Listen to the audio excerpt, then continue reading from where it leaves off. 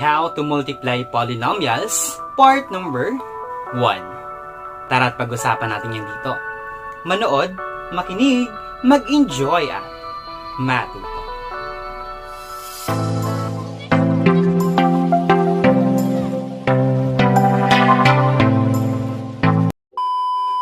What's up guys? Welcome to my YouTube channel.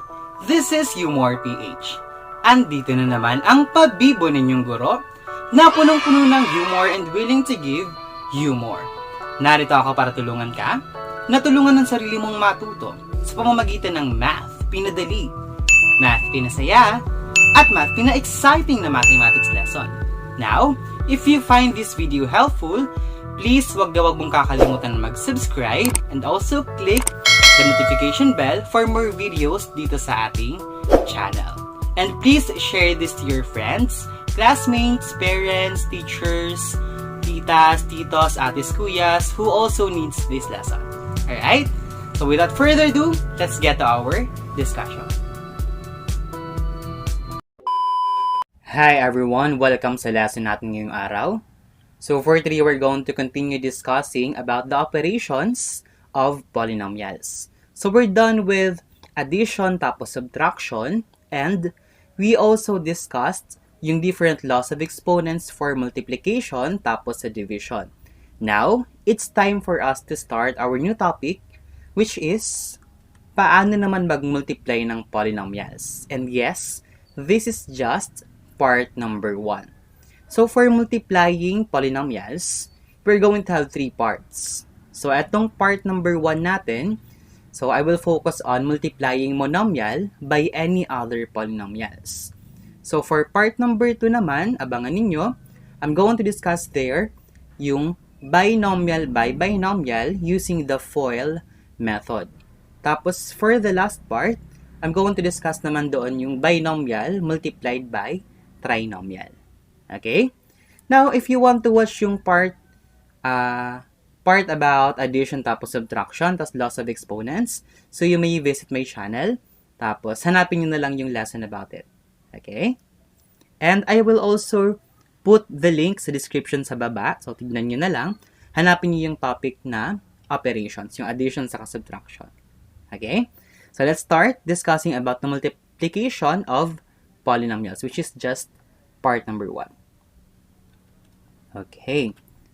So, let's go directly to our examples. So, say for example, we are tasked, sabi, perform the indicated operation. So, in this manner, so again, alam natin, di ba, kapag naka-parentheses, that would mean multiplication, or there would come a time na nakatuldok lang. So, that is also multiplication. So, napakarami notation for multiplying. But usually, sa algebra, lagi lang siya naka-parentheses. Usually. Okay? So, let's answer A, B, C, and D. So, let's start with letter A. Ayan. So, again, sabi ko, ang part number 1, we are focusing on monomial by any other polynomial. So, in this case, monomial by monomial tayo.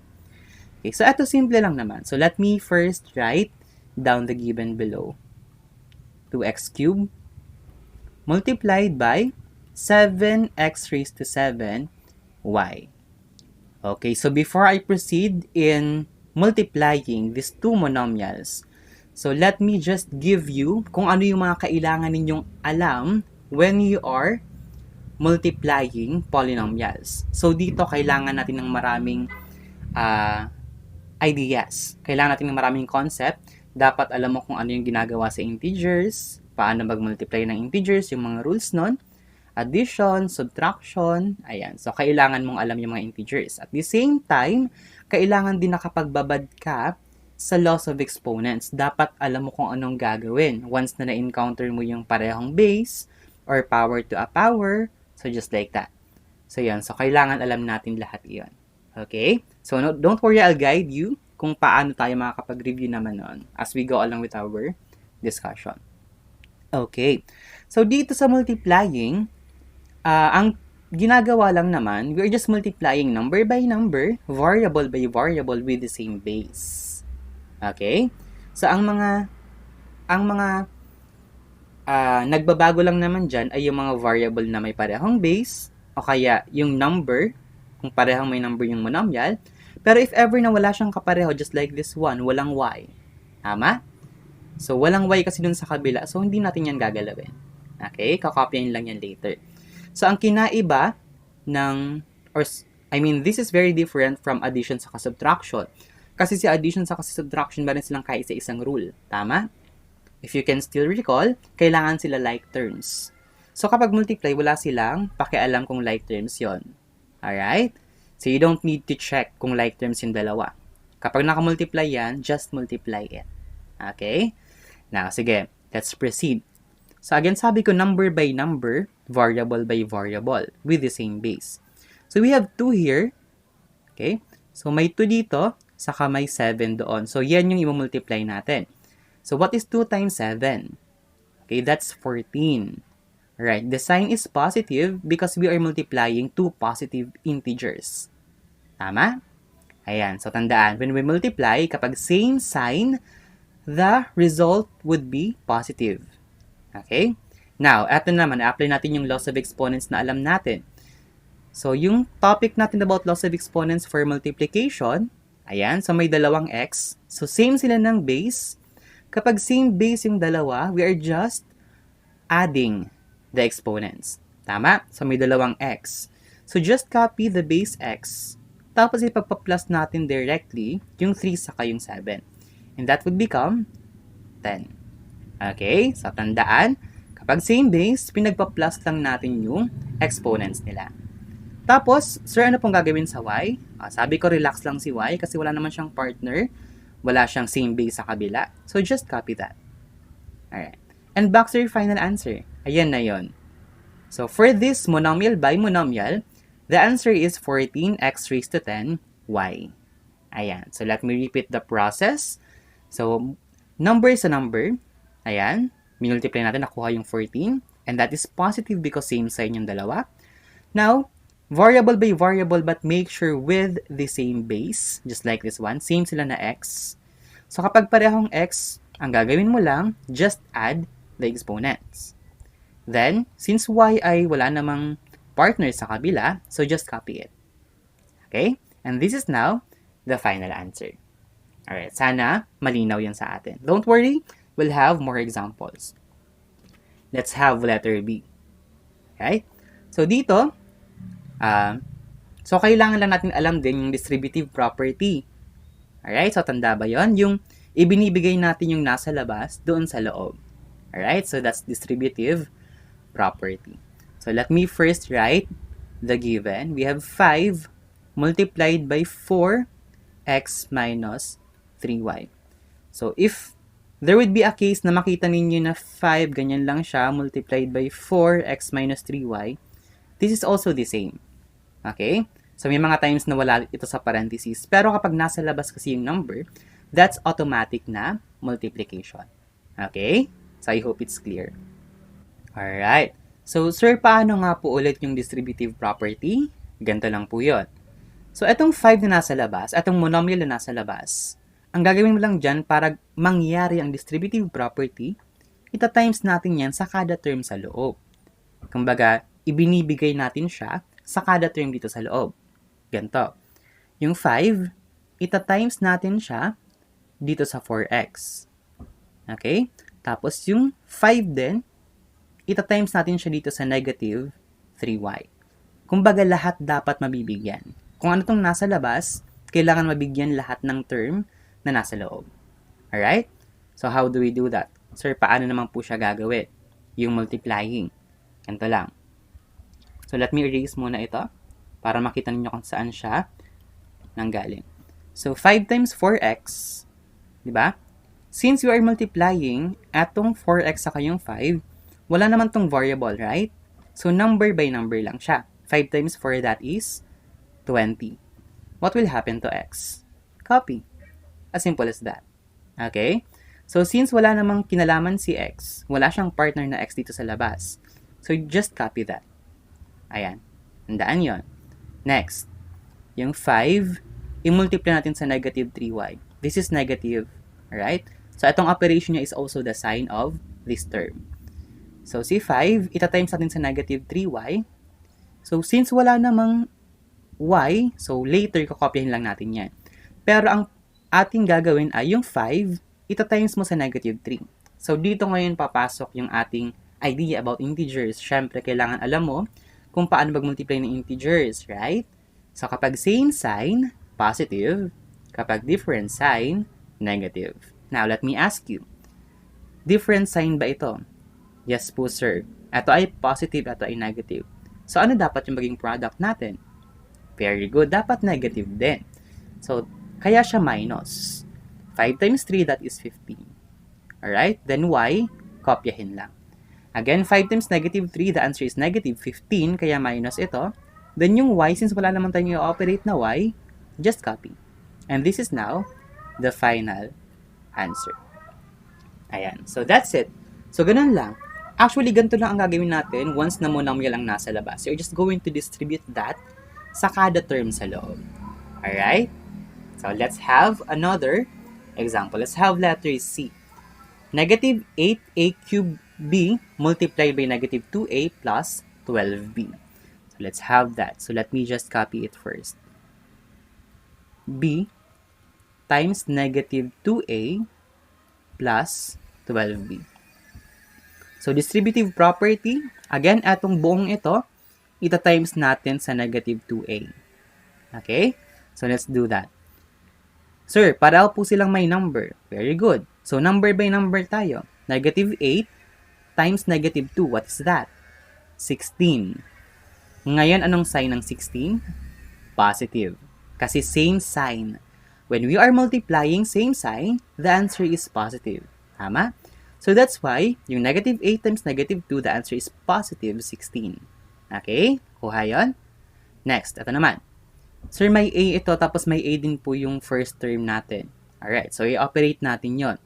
So, merong tatlong A dito, tapos merong A na naka-raise sa 1, naka-raise po yan sa 1. So, ilang A ang meron? 4. Okay? Again, so since same base yan, sa laws of exponents natin, yung A cube, kapag tinimes mo yan sa A na naka-raise sa 1, ipa-plus lang natin. Tama? So, that's why lumabas yung A raised to 4 dito. Okay? Ganun lang. Tapos, sir, paano po yung B? Kopya lang. Don't worry about it. Kinokopya lang yan. Kapag wala siyang kapareho dito, then just copy it. Alright? So, I hope malinaw yung first term natin. Let's move on the second term. Kung ibinigay natin ito dito sa una, make sure ibibigay mo rin siya sa pangalawa. Okay? You're going to multiply that dito sa second term natin. Okay. Sige. May number dito, may number doon. So, multiply it. Negative 8 times 12. The answer is what? Negative 96. Okay? So, again, sir, paano nga po naging negative? Kasi opposite sign sila. We are multiplying opposite sign. Ito ay negative. Ito ay positive. Therefore, ang product dapat ay negative. Kaya naging minus yan. Tapos, wag mong kakalimutan yung mga variable niya. Ayan. Kung napapansin natin, walang A ito. So, therefore, yung A cube dyan, you're just going to copy. Okay? Tapos, yung B, since pareho silang may B, same base yan, so we're just going to add their exponents. Diba ito ay B raised to 1, tapos yun ay B raised to 1. Ang 1 plus 1, that would result into B squared. Okay? Ipinag-plus lang natin yung exponent ng B dun sa B sa kabila.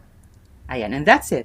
This is now the final answer. Just make sure na na-operate mo siya ng maayos. Yung A na-operate mo siya sa A, sa kapwa niya A, B sa B, number sa number. And yung distributive property. Ayan. And you're good to go. Okay na yan. That's the final answer. Alright? So, again, kailangan mo talagang i-review yung multiplying of integers. Kapag same sign, the answer is positive. Kapag opposite sign, the answer is negative. Tandaan po ito. Ayan. Yan lang naman ang rule ng multiplication. Saka ng division, pareho sila. Alright? So, if you want to watch yung full details ng multiplying integers, I have a lesson about it. So, just look for it sa channel natin. Okay?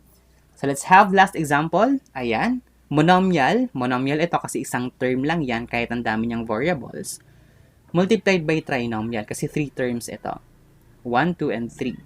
Okay? Now, let's solve this one. So, let me just copy it. xy cubed z raised to 6 multiplied by x, y raised to 5 minus 9yz squared minus 6xyz. Alright. So, i-distribute natin just like what we did dun sa A, B, and C. So, distribute natin ito. So, yung 10xy cubed z raised to 6, ita-times natin sa first term which is xy raised to 5. Now, let me ask you muna. May number ba nakatabi ang xy raised to 5? Ito. Meron yan. Diba? Hindi lang nilalagay, pero meron yung 1. Okay? So, wag niyong iisipin na 0 yan. Alright? So, kapag walang nakalagay, that's automatic 1.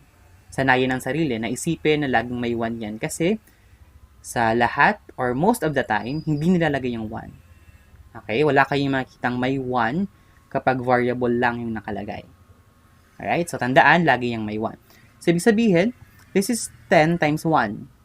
Diba? Number by number. 10 times 1, that is 10 na positive. Alright? Next. So, aside from number sa number, which is 1, yung x naman saka yung x. Eto, may x dito, may x doon, pero ito naka-raise sa 1, yun din naka-raise sa 1. So, since same base sila, just add the exponents. So, ilan ang x na meron ngayon? May isa dyan, may isa doon. We have x squared. Pinag-plus lang yung exponent. Okay, next. Let's move for y. Ang y dito ay 3, dito ay 5. So, paano yan? Ilang y yan ngayon? That's y raised to 8. Ipa-plus mo lang. Okay? Pina-plus lang kapag same base. Then, yung z raised to 6, sir, wala po siya ditong kapartner. Then, no problem, just copy it. Ayan. So, we're done with the first term. Let's move on the second term. So, eto naman. This one versus this one. So, 10 times negative 9, that's negative 90. Tama? Opposite ang sign, so negative. 9 times 10 is 90. So, that's why we have negative 90. X by x, walang x. Kopya. Alright? Y sa y, may 3 y, may isang y. Ilang y ngayon? 4. Next, may 6 na z, may 2 pa doon. Ilan lahat ang z? 8. Alright? 6 plus 2, the answer is 8. Again, pinagpa-plus lang yung same base. Plus the exponent. Next. Okay. We're done with second term. Meron pang isa. Alright, so let's solve for this last term. 10 times negative 6, again, number by number, variable by variable with the same base. 10 times negative 6, the answer is negative 60. Alright, tama ba? Yes, because opposite sign. X by x, ilang x meron doon? Isa lang po, raised to 1. Ilang x ito? Isa din. So, ilang x na? 2. Again, pinagpa-plus lang yung exponent.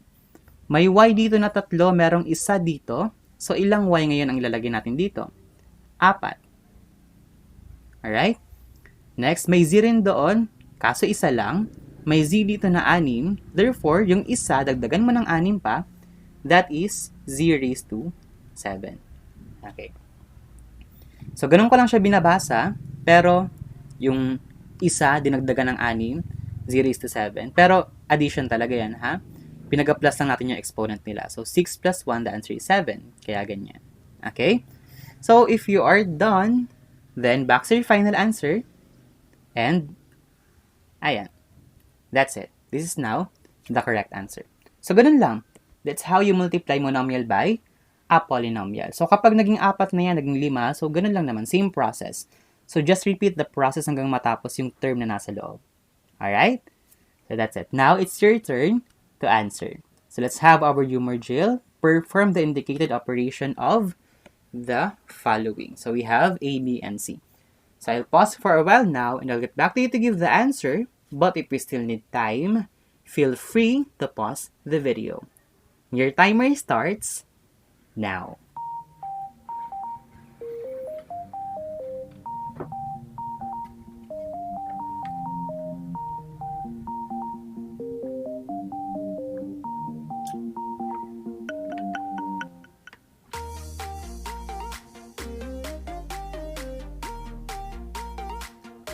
Alright, time's up. So let's answer letter A. So, sa letter A, so let me copy it first. 5x raised to 8y multiplied by 13, x raised to 11, y raised to 12. Ayan, so monomial by monomial. So, number by number, what is 3 times 13? That is 65. Tama ba? 13 times 5 pala. 15 carry 1, alright, so that is 65. Now, may x ito, may x yon. Alright, so i-multiply natin. So, since same base yan, ipag-plus lang natin yung exponent. So, yung x, meron ditong 8, merong 11 doon. So, 19 lahat ng x. Alright? Ito naman. May y dito na nakari sa 1. Tapos, may y doon na 12. So, ilang y yan? 13. Alright? And that is now the final answer. Again, paulit-ulit kung sinasabi, just add the exponents kapag same base. This is now the final answer. Wala ba tayong nakaligtaan? Alright? Alright, very good. Congratulations kung nakuha mo ang sagot dito sa letter A. Let's have letter B. Alright, so monomial by binomial kasi dalawang terms lang ito. Alright? So let me first copy negative 4a raised to 4b squared multiplied by negative 9b minus 16 ab raised to 20. Tama ba? So make sure i-double check natin kapag nagre-rewrite tayo ha, kasi minsan ang galing na nating mag-solve pero careless tayo sa pag-copy ng given. Nakaka-relate ba kayo? Ayan. So kasi sa kamamadaling natin, excited tayo mag-solve, we forgot to double check kung tama ba yung pagkakasulat natin. Okay, so make sure laging i-check. Alright? Now, so let's operate this one. Again, ibibigay natin ito sa first term, distributive property. Number by number, negative 4 times negative 9. So, alam natin na kapag same sign, dapat positive ang sagot. Tama? So, negative 9 times negative 4, ayan, the answer is 36. Positive. Ang positive naman kapag nasa unahan, no need to write plus there. Because that's automatic positive. Okay? Now, kung i-observe natin, ito, tapos ito, walang A na common sa kanila. So, ibig sabihin, yung A raised to 4, relax lang yan dyan. Alright? Kakopyahin mo lang. Now, merong B. Meron ditong dalawa, merong isa dito nakari sa 1 yan. So, ilang B ngayon? Let's B cube. Okay? Next. Alright, so we're good with the first term. Let's move on to the second term. I-distribute natin siya, ibigay natin sa loob. Dito naman sa second term. So, negative 4 times negative 16. So, make sure alam mo yung sign. So, since parehong negative, the answer would be positive. Kaya plus yung operation natin. Alright, di ba sabi nyo kanina, kung ano yung nagiging sagot natin, siya din ang ilalagay natin dito. Okay? So, positive, therefore, plus yan. Kung negative yung sagot, therefore, minus dapat ito. Okay?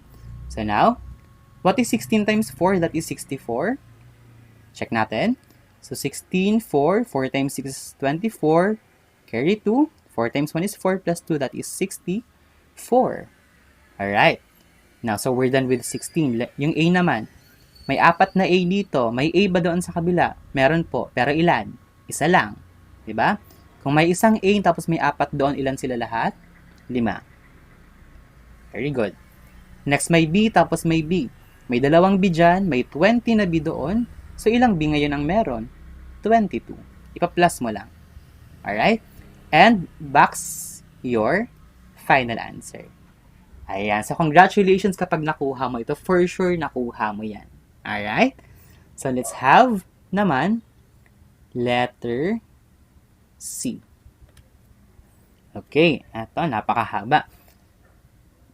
So, let's have this one. Negative 7x raised to 5, y raised to 4, z cube. 4 po ito, ha? Multiplied by x raised to 4, y raised to 5, plus 12xyz squared, minus 18. Ayan. So, usually, when we encounter a problem na parang napakahaba tapos ganyan ang dami ng letters na tatakot na agad tayo. Alright.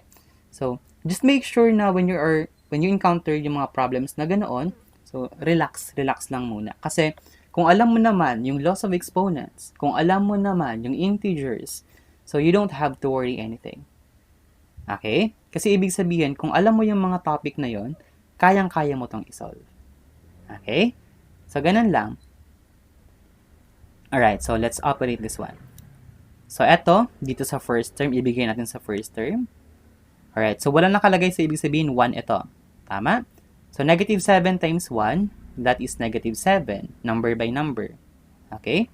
May x dito, may x doon. Ilang x ang meron? May 5 doon, may 4 doon. So, therefore, we have 9 x raised to 9. Okay? 5 plus 4 is 9. Next, may y ito, may y iyon. Tapos, 4 ang y dyan, 5 ang y doon sa loob. Therefore, 4 plus 5, that is 9 as well. Alright. So, what about z? May z dito, tas wala doon. Ibig sabihin, just copy z cubed. Alright. So, that's it for our first term. So, let's move on the second term. Ayan.